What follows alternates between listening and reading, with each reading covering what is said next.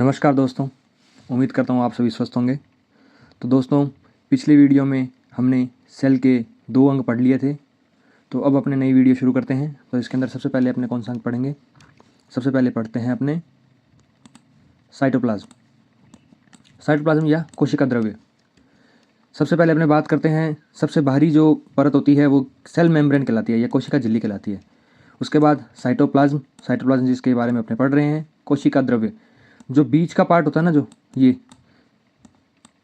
ये होता है कोशिका द्रव्य। और ये आ गया न्यूक्लियस या फिर केंद्रक और सेल मेम्ब्रेन के बीच का पार्ट क्या कहलाता है? कोशिका द्रव्य कहलाता है। जैसे आप यहाँ भी देख सकते हैं, ये है साइटोप्लाज्म, न्यूक्लियस, ये रहा न्यूक्लियस और ये रहा सेल मेम्ब्रेन। सेल मेम्ब्रेन सबसे बाहरी परत, ये न्यूक्लियस आ गया। न्यूक्लियस और सेल मेम्ब्रेन के जो बीच का पार्ट है ये कहलाता है साइटोप्लाज्म। और साइटोप्लाज्म में जैसे माइटोकॉन्ड्रिया या और भी अंग होते हैं, जो सारे अंग साइटोप्लाज्म में पाए जाते हैं। जैसे एक तरीके से तैरते रहते हैं सभी। अब अपने आगे देखते हैं माइटोकॉन्ड्रिया, इसको बायोब्लास्ट, पावर हाउस या फिर एटीपी मिल भी कहा जाता है। डिस्कवरी रिचर्ड अल्टमान ने की थी 1890 के अंदर। कॉइन या फिर किसके द्वारा नाम दिया गया इसको? सी बेंडा कहते हैं या फिर कार्ल बेंडा के द्वारा इसको नाम दिया गया। स्ट्रक्चर कैसी है? रोड लाइक स्ट्रक्चर या छड़ जैसी संरचना है इसकी। The structure of catabolism occurs in mitochondria. Mitochondria के अंदर कैटाबोलिज्म या फिर अपचय की जो प्रक्रिया होती है वो माइटोकॉन्ड्रिया के अंदर होती है। It is the main centre for generating energy. ऊर्जा उत्पादन का जो मुख्य केंद्र है वो किसको कहते हैं? माइटोकॉन्ड्रिया को कहते हैं, इसीलिए इसको पावर हाउस कहा जाता है। It contains respiratory enzyme that helps convert energy sources into energy. ऊर्जा के जो स्रोत होते हैं ना, ऊर्जा के स्रोत, उनको एनर्जी में कन्वर्ट करने का कार्य कौन से करते हैं? रेस्पिरेटरी एंजाइम्स होते हैं। किसके अंदर? माइटोकॉन्ड्रिया में। ठीक है, मेरा मतलब इसके अंदर ये मेरा मोटिव ये है कि इसके अंदर जो भी अपने टर्मिनोलॉजी का यूज़ करते हैं उसको अच्छी तरह एक्सप्लेन करना, हर एक चीज़ के बारे में। जैसे अब अपने पीछे अपने एनाबॉलिक या फिर कैटाबॉलिक चीज़ें आती है तो उसके बारे में अपने को अच्छी तरह जानना। ठीक है, जैसे क्रिस्टी है, क्रिस्टी के बारे में अब अपने आगे पढ़ते हैं। क्रिस्टी क्या होता है? ये अंग होता है किसका? माइटोकॉन्ड्रिया के अंदर। ठीक है, तो cristae are folds in inner membrane of mitochondria that increases the surface area for chemical reaction and energy production. देखो, अगर अपने को कोई भी कार्य करना होता है उसके लिए अपने को सरफेस एरिया की जरूरत पड़ती है। सरफेस एरिया मतलब सतह, जिस पे कोई कार्यवाही अपने को करनी है। जितनी ज़्यादा सतह होगी उतनी ज़्यादा अपने एनर्जी बना पाएंगे। इसी प्रकार से क्रिस्टी है जो एनर्जी बनाने के लिए अपने को या केमिकल रिएक्शन करने के लिए क्या सरफेस प्रोवाइड करता है, या सतह अपने को प्रोवाइड की जाती है, सतह क्षेत्र प्रोवाइड किया जाता है, जिससे क्या होता है? ऊर्जा का ज़्यादा उत्पादन होता है। इसीलिए अपने को ये जो क्रिस्टी होता है ये बहुत इंपॉर्टेंट होता है। Matrix. The mitochondrial matrix contain enzymes and genetic material that help with cellular respiration and energy production. ये जो मैट्रिक्स होता है ना, जो माइटोकॉन्ड्रिया के अंदर होता है, ये क्या जेनेटिक मटेरियल या फिर आनुवांशिक सामग्री होती है, उसको इकट्ठा करके रखता है। और एंजाइम्स के द्वारा ही कोई ना कोई प्रक्रिया या फिर रिएक्शन होती है। इसलिए एंजाइम्स और जेनेटिक मटेरियल किस में होता है? मैट्रिक्स में होता है। और ये क्रिया होती है और जिससे क्या ये जो होता है ना, ये कोशिकीय श्वसन और ऊर्जा उत्पादन में मददगार रहता है। कौन सा? मैट्रिक्स। जैसे ये माइटोकॉन्ड्रिया के डायग्राम है, मैट्रिक्स आ गया, क्रिस्टी आ गया, ये रहा मैट्रिक्स, ये रहा क्रिस्टी। इसके बाद अपने राइबोसोम्स भी इसी में होते हैं, पॉलिन होते हैं, पॉलिन ये छोटे छोटे छेद होते हैं। इसके बाद डीएनए में माइटोकॉन्ड्रिया के अंदर। और आगे आउटर मेम्ब्रेन ये हो गई, इनर मेम्ब्रेन होती है ये वाली। और एटीपी सिंथेसिस मतलब एटीपी का निर्माण भी किसी में होता है? माइटोकॉन्ड्रिया के अंदर होता है। तो चित्र से भी मैंने आपको अच्छी तरह समझा दिया। कैटाबोलिज्म क्या? अपचय। The process of breaking down large molecules into smaller molecules. बड़े अणुओं को छोटे अणुओं में तोड़ने की जो प्रक्रिया होती है उसको कैटाबोलिज्म कहते हैं। कैटाबोलिज्म जैसे मान के चलो, बड़े अणुओं को जैसे काट, ऐसे अपने इसको याद कर सकते हैं।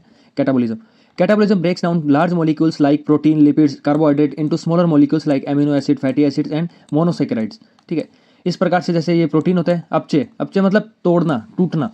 तो प्रोटीन होता है जो एमिनो एसिड में टूट जाता है, लिपिड्स होते हैं जो फैटी एसिड में, और कार्बोहाइड्रेट्स होते हैं वो मोनोसैकेराइड में टूट जाते हैं। मोनोसैकेराइड के अंदर ये ग्लूकोज आ जाएगा, ठीक है, और सैक्रोज आ जाता है, सुक्रोज आ जाता है। ठीक है, इस प्रकार से अपने ये काम करता है। जैसे मैंने ये एरो बना के भी आपको दिखा दिया, प्रोटीन एमिनो एसिड में टूटता है, लिपिड्स होते हैं वो फैटी एसिड में टूटता है, और जो कार्बोहाइड्रेट्स होता है वो मोनोसैकेराइड में टूटता है। अब आपने आगे देखते हैं, this process releases chemical energy that stored in the body as adenosine triphosphate. जब कोई चीज़ टूटती है ना तो वो क्या एनर्जी प्रोड्यूस करती है।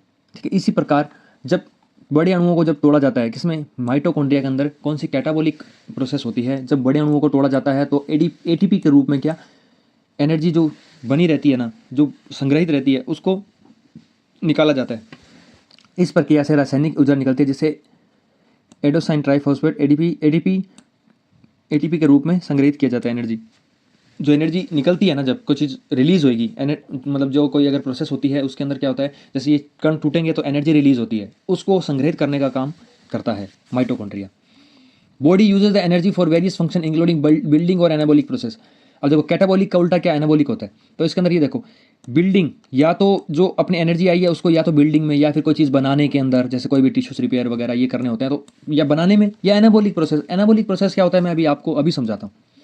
पहले ये इसके एग्जांपल देखते हैं। मतलब डाइजेशन हो गया, और डाइजेशन, और इसके बाद में क्या आ गया, ग्लाइकोलाइसिस। पाचन या ग्लाइकोलाइसिस में किया जाता है। ग्लाइकोलाइसिस मतलब क्या होता है, ग्लूकोज का टूटना, ठीक है, इसको ग्लाइकोलाइसिस कहते हैं। इसके बाद में ये पाचन हो गया। पाचन भी बड़े कण होते हैं, वही तो टूटते हैं पाचन के अंदर, तो इस प्रकार से ये कार्य करता है। कैटाबॉलिक स्टेट, कैटाबॉलिक स्टेट क्या था, during exercise the body breaks down fat and muscle for energy, it is called catabolic state. मतलब जब एक्सरसाइज कर रहे होते हैं अपने, तो जो फैट मसल्स होते हैं ना, फैट मसल्स, जैसे ये फैट मसल्स है, तो ये आपस में टूट जाएंगे। टूटने के बाद क्या करेंगे, टूटने के बाद अपने को एनर्जी मिलती है।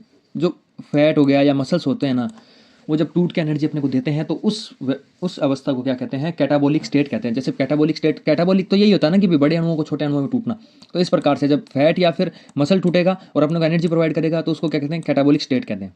ठीक है। एनाबॉलिज्म क्या होता है, the process of building complex molecules from simpler once.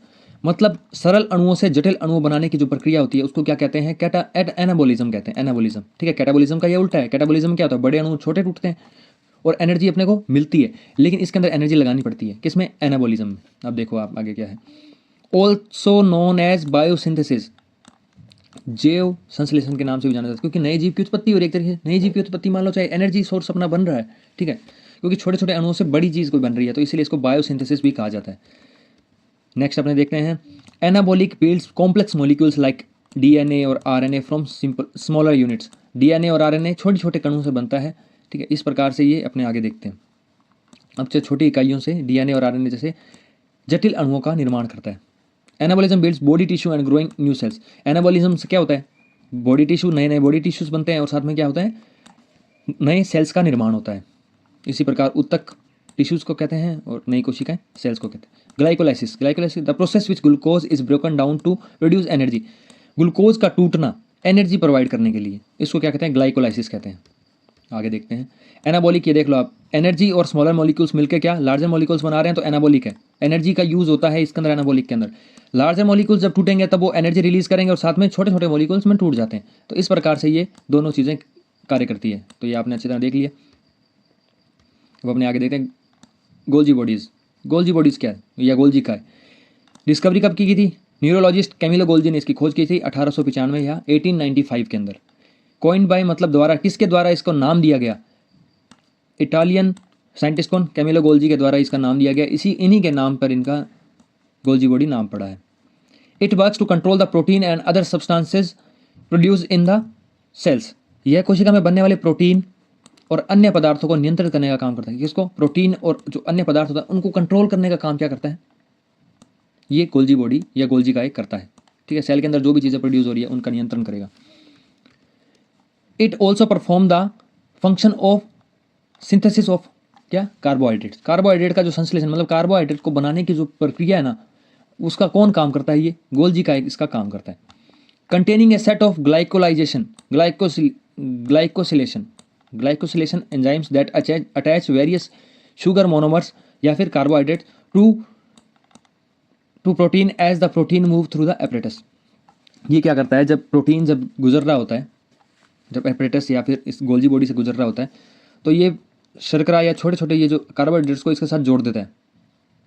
इसमें ग्लाइकोलाइजेशन का सेट होता है जो विभिन्न शर्करा मोनोमर्स को प्रोटीन से जोड़ता है, जो प्रोटीन उपकरण के माध्यम से आगे बढ़ते हैं। जैसे देखो प्रोटीन ये क्या करता है, जैसे आगे बढ़ाता है, जैसे प्रोटीन अटैच हो जाएगा कार्बोहाइड्रेट से, तो प्रोटीन तो आगे जा ही रहा है, इसके साथ साथ कौन, कार्बोहाइड्रेट्स भी इसके साथ ट्रैवल कर जाएगा, ठीक है।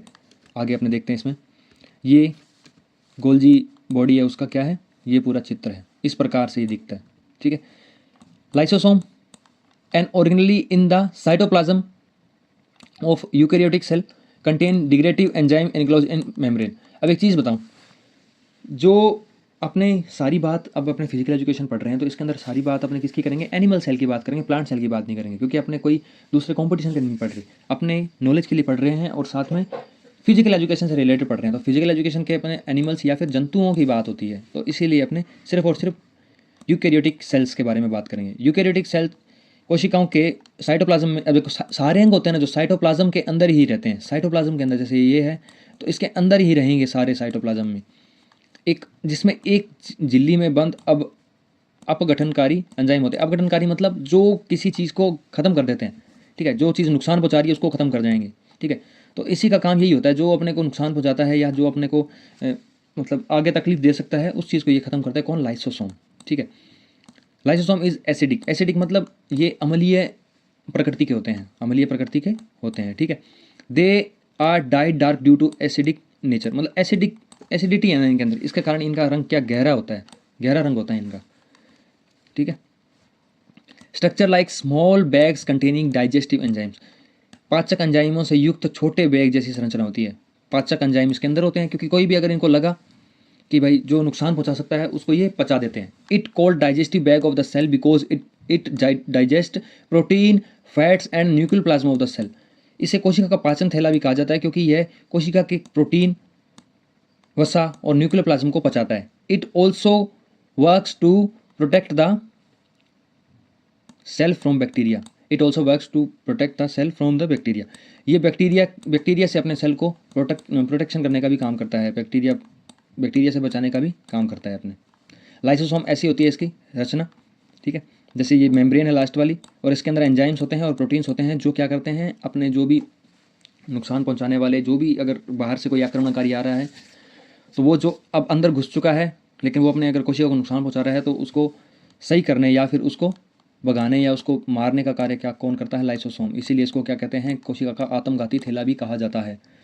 तो दोस्तों आज की वीडियो में अपने इतना ही पढ़ेंगे। दोस्तों कमेंट करके मुझे ज़रूर बताएं कि आपको वीडियो कैसी लगती है और मैं क्या क्या इसके अंदर सुधार कर सकता हूँ।